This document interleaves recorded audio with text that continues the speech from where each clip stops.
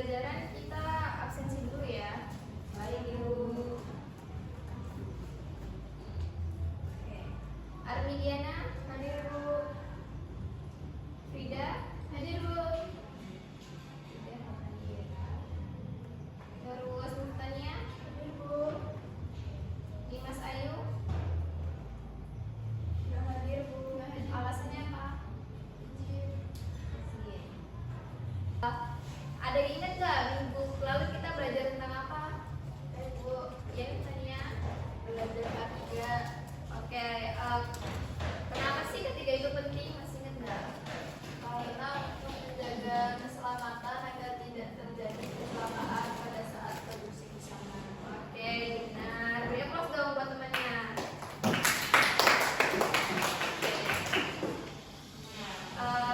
Kita lanjut ya ke materi kita. Proses produksi busana di garment dan di butik. Pengertian proses produksi busana. Yang pertama itu proses produksi busana merupakan serangkaian kegiatan yang melibatkan pembuatan pakaian mulai dari perencanaan desain hingga penyelesaian produk akhir. Secara umum ada dua jenis utama dari proses produksi busana, yaitu produksi busana secara massal, yaitu yang ada di garment, dan juga produksi busana custom made, yaitu di butik atau penjahit biasa. Oke, pengertian proses produksi di butik sendiri yaitu proses pembuatan busana yang disesuaikan dengan kebutuhan, preferensi, dan ukuran spesifik pelanggan. Produksi ini umumnya dilakukan dalam skala kecil dan biasanya terkait dengan pakaian formal, seperti pakaian pesta, bahan pengantin, atau pakaian profesional. Setiap produk yang dihasilkan adalah unik dan dibuat dengan memperhatikan detail spesifik yang diminta oleh pelanggan. Nah, yang kedua itu proses produksi busana massal. Proses pembuatan pakaian dalam jumlah besar yang dibuat dengan desain dan ukuran yang sama. Proses ini biasanya digunakan oleh pabrik atau perusahaan yang fokus pada efisiensi produksi untuk memenuhi kebutuhan pasar yang luas, seperti perusahaan yang produksi pakaian kasual, seragam, atau pakaian olahraga. Dari pengertian proses produksi busana ini, apakah ada yang ditanyakan? Belum. Baik, kita lanjut ya. Selanjutnya adalah alur proses produksi busana di butik. Nah, kalau di butik sendiri itu yang pertama ada konsultasi dengan pelanggan. Produksi di butik dimulai dengan konsultasi antara desainer atau penjahit dengan pelanggan. Nah, di sini itu kita sebagai customer nih, kita bakalan konsultasi dulu dengan desainernya. Kita mau baju bagaimana, bentuknya seperti apa, dan gimana. Yang kedua adalah pembuatan sketsa dan desain. Desain ini didasarkan pada masukan pelanggan dan mungkin mencakup beberapa variasi agar pelanggan dapat memilih mana yang paling sesuai dengan preferensi mereka. Nah, biasanya kalian kalau misalnya mau bikin baju-baju gitu di butik atau di penjahit, biasanya pasti ngasih tunjuk contoh gitu kan, kayak misalnya Mbak, saya mau bikin bajunya tuh seperti ini, yang lengannya balon, yang kerahnya itu berenda-renda atau yang bagaimana. Nah, lalu yang ketiga adalah pengukuran tubuh. Desainer atau penjahit akan mengukur tubuh pelanggan secara mendetail untuk memastikan bahwa pakaian yang dihasilkan akan pas dengan sempurna. Nah, jadi karena kita kan di butik tuh, pasti kita pengennya bajunya yang pas dengan ukuran tubuh kita dong, nggak pengen yang besaran atau pelonggaran. Jadinya harus diukur sesuai dengan tubuh kita. Lalu yang keempat adalah pemilihan bahan. Pemilihan kain sangat penting karena mempengaruhi kenyamanan, estetika, dan daya tahan pakaian.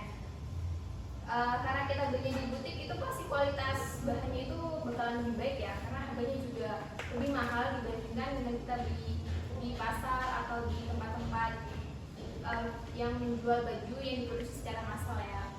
Lalu ada pembuatan pola dan pemakaman kain.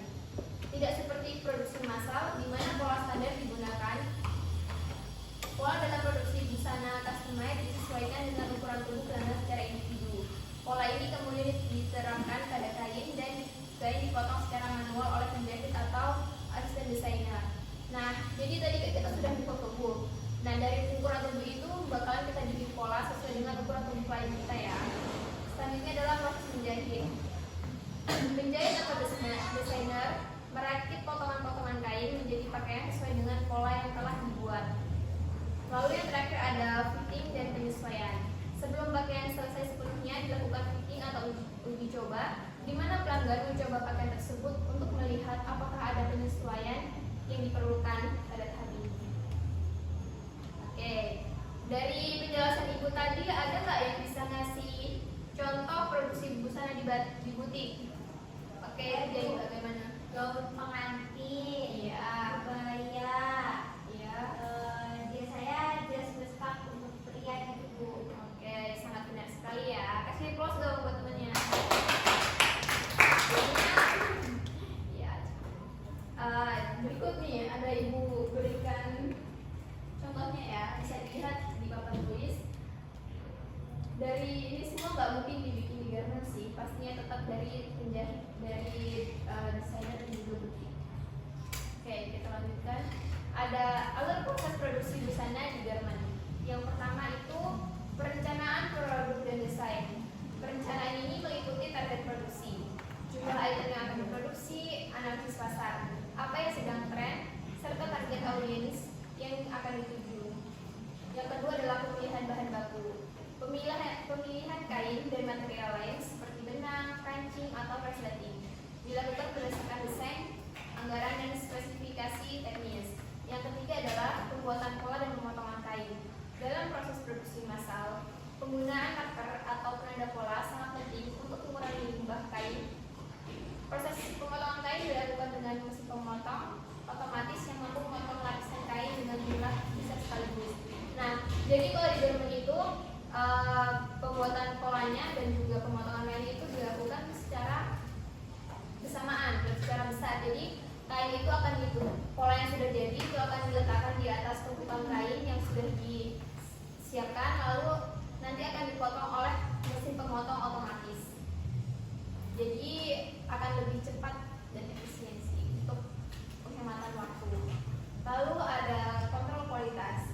Di setiap tahap produksi, pakaian diperiksa untuk memastikan bahwa setiap item memenuhi standar kualitas yang telah ditetapkan.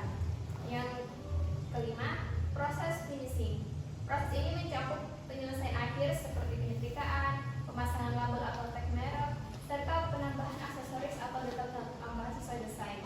Nah, jadinya buat proses finishing ini biasanya itu bakalan dikasih label-label atau merek pakaian kita gitu. Yang kita pakai sekarang juga pasti ada mereknya kan di belakang. Nah, itu merupakan proses dari finishing. Yang terakhir adalah pengemasan dan distribusi. Setelah selesai, pakaian akan dikemas dalam kotak atau plastik khusus sebelum dikirim ke toko-toko atau distributor. Oke, apakah sudah paham dengan penjelasan Ibu? Paham Bu. Udah. Oke, kalau paham ada nggak yang bisa ngasih contoh produk dari garment? Oke, Bu Rahma, bagaimana? Gambarnya pakai seragam, Ya. bekerja, terus kayak H&M.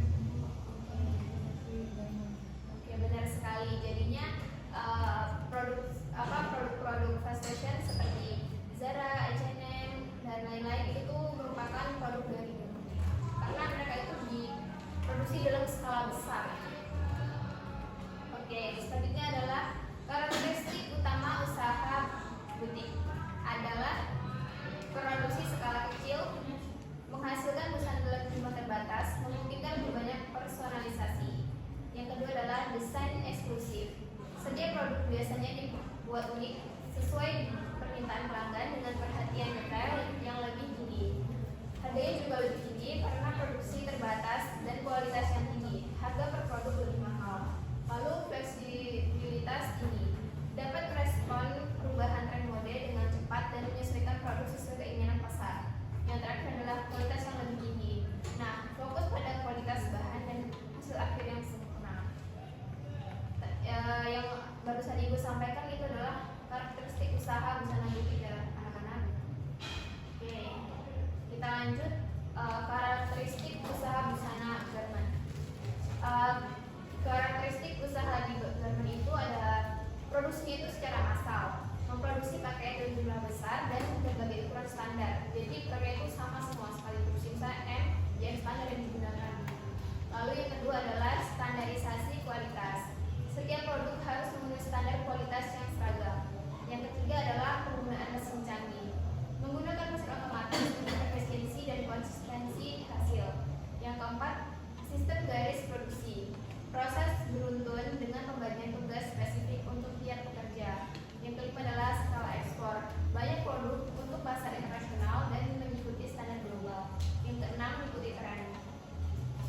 dikembangkan sesuai tren terbaru. Yang ketujuh, manajemen persediaan dan logistik. Pengelolaan bahan baku dan pengiriman terstruktur. Yang kedelapan, pengendalian biaya. Fokus pada efisiensi untuk menekan biaya produksi. Yang kesembilan, peran tenaga kerja. Tenaga kerja terampil dan diperlukan untuk kontrol kualitas. Yang kesepuluh, standar lingkungan etika dan mengikuti standar keberlanjutan etika kerja. Oke. Dari yang ibu sampaikan yang tadi kan udah ada busana, butik, dan garmen. Sekarang bakalan ibu sampaikan tuh dari kedua proses produksi ini tuh bagaimana sih kelebihan dan juga kekurangannya agar kalian tuh lebih paham gitu. Siapa tahu nanti kan di setelah lulus sekolah ini kalian akan melanjutkan ada yang buat usaha atau juga mungkin ada orang tuanya yang sudah memiliki usaha dan mungkin bisa kita lanjutkan. Oke, karena menurut ibu waktunya ini nggak akan cukup ya, karena setelah ini kita bakalan ada praktik membuat desain digital ya. Jadi buat tugas kalian di rumah kalau dicatat ya anak-anak, yaitu adalah mengidentifikasi kelebihan proses produksi busana di butik dan juga di garmen. Oke, apakah ada yang ditanyakan tentang tugasnya? Tugas dibuat berkelompok atau individu, Bu? Kalian semuanya berkelompok atau individu ini? Kelompok. Maksimal 2 orang aja ya. Baik, Bu. Oke, kita langsung lanjut aja ya ke praktek. Nah, di minggu ini kita tuh bakalan praktek desain busana digital. Jadi aplikasi yang akan kita pakai untuk praktek kali ini adalah InSpain. InSpain adalah aplikasi desain dan ilustrasi digital yang populer, terutama untuk menggambar dan melukis. Aplikasi ini menyediakan berbagai alat dan fitur canggih seperti kuas yang dapat disesuaikan, lapisan, efek, blending, penggaris, perspektif, dan fitur stabilisasi untuk memperluas garis. InSpain sering digunakan oleh seniman digital, ilustrator. Ulang dong. Oke, praktek kita kali ini adalah membuat desain busana digital melalui aplikasi InSpain. Mungkin dari teman-teman sudah pernah mendengar ataupun melihat ataupun juga menggunakan aplikasi InSpain ya. InSpain, baiklah, ibu akan menerangkan lagi ya. Jadi InSpain adalah aplikasi desain dan ilustrasi digital yang populer, terutama untuk menggambar dan melukis. Aplikasi ini menyediakan berbagai alat dan fitur canggih seperti kuas, terus lapisan, efek blending, penggaris, dan fitur stabilisasi untuk memperhalus garis. InSpain sering digunakan oleh seniman digital, ilustrator, dan pemula yang ingin belajar menggambar perangkat seluler atau tablet. Nah, ini bakal ibu praktekkan. Tapi sebelum ibu praktekkan, kalian bisa bawa HP kan? Oke, dibuka ke App Store ataupun ke Play Store. Di ini ya yang logonya ini, yang logonya InSpain. Gimana nih tanya? Oke. Mungkin ada temennya yang bisa menghotspot-in. Oke, tolong di-hotspot-in ya biar segera di.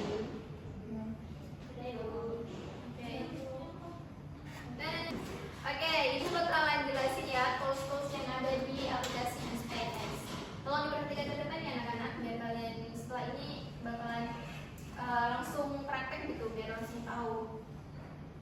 Yang pertama itu adalah kanvas baru. Ini tuh untuk pertama-tama kalian juga pasti bakalan seperti ini tampilannya ya. Itu untuk awal pembuatan kertasnya. Biasanya bisa sesuai ukuran atau juga pakai ukuran otomatis ya. Oke. Selanjutnya pas kalian buka itu pasti ada fitur seperti ini. Kalian bisa pencetin bagian kuas di sebelah kiri anak-anak.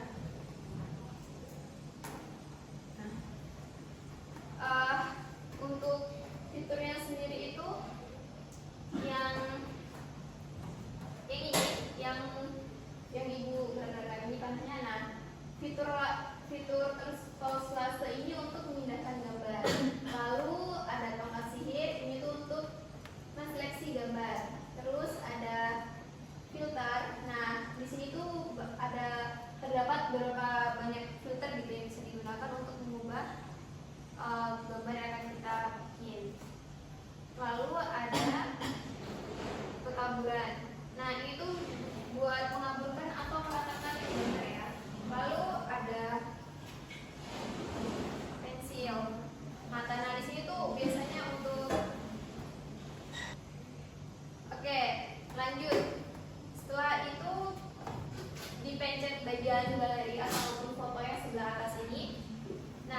Ini tuh ada untuk membantu kita desain. Di sini tuh ada beberapa fitur ya, seperti ini.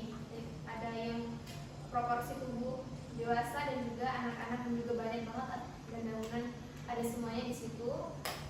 Lanjut, ada di sampingnya yang galeri tadi. Di sini tuh penggaris, di sini tuh buat membantu dalam bentuk bangunan ataupun gambar yang akan kita bikin gitu.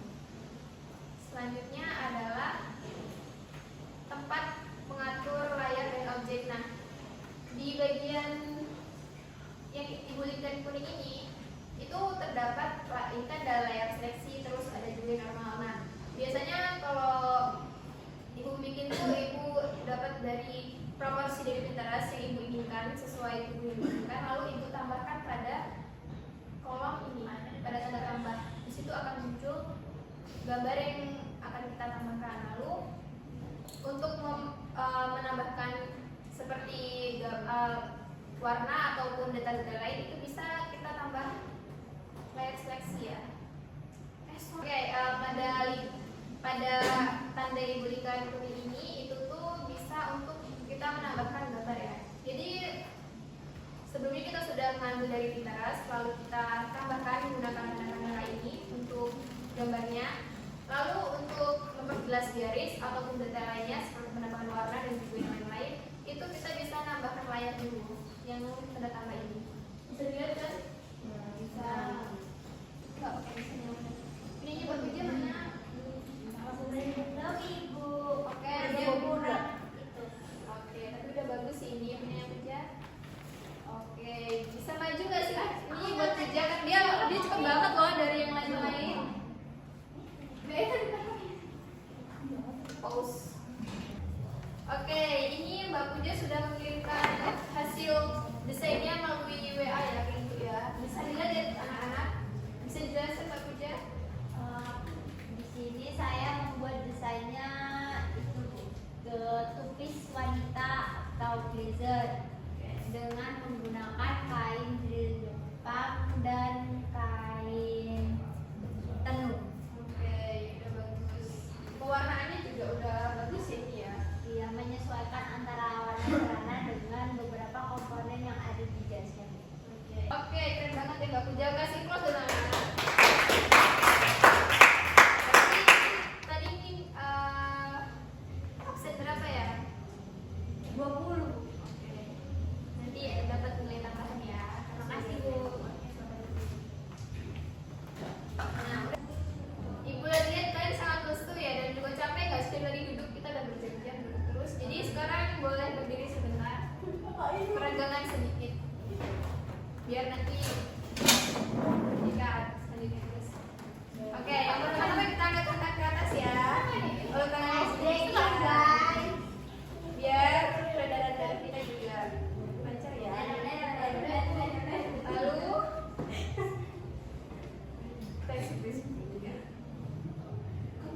Oke, jadi hari ini kita sudah mempelajari tentang pengertian proses produksi, lalu juga ada alur-alur proses produksinya dan juga karakteristiknya.